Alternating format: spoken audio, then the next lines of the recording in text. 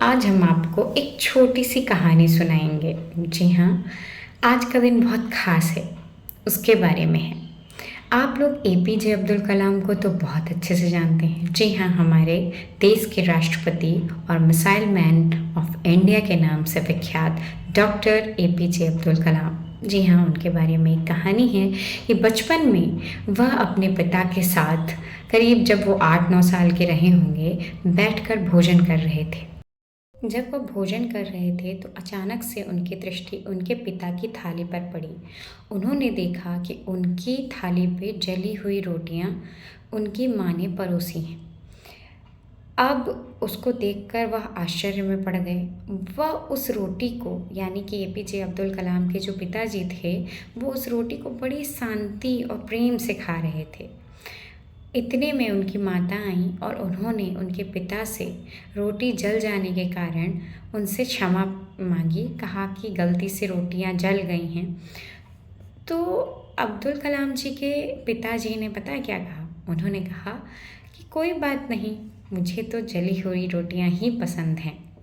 यह सुनकर doctor APJ Abdul Kalam को काफ़ी आश्चर्य हुआ। वह उनकी तरफ देखने लगे और अपने पिता से उन्होंने पूछा कि क्या आपको सच में जली हुई रोटियां पसंद हैं?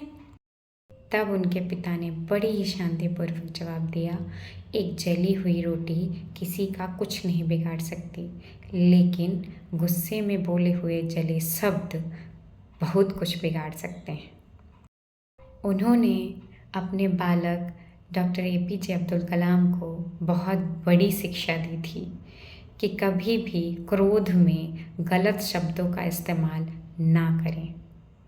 यह बात सच है कि हम जब गुस्से में कोई बात किसी से बोल देते हैं तो सामने वाले के हृदय में कील की तरह चुभ जाते हैं। जैसे लकड़ी पर जब कील ठोक देते हैं तो कील तो निकाल दी जाती है, पर निशान उसी तरह पड़े रहते हैं। इसी तरह किसी को भी गलत शब्दों का इस्तेमाल ना करें। डॉक्टर एपीजे अब्दुल कलाम के पिता ने जो उन्हें सीख दी थी, उन्होंने जीवन पर्यंत निभाई और एक महान साइंटिस्ट के रूप में वो उभरे और उन्होंने पूरे भारत देश का नाम गर्व से ऊंचा किया।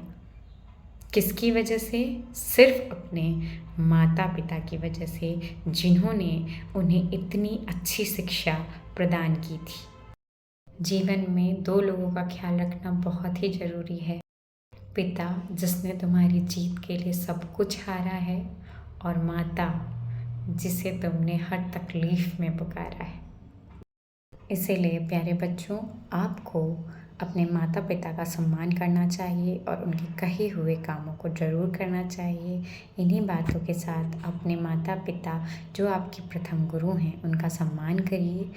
इसी के साथ आप सभी को गुरु पूर्णिमा की बहुत बहुत बधाई।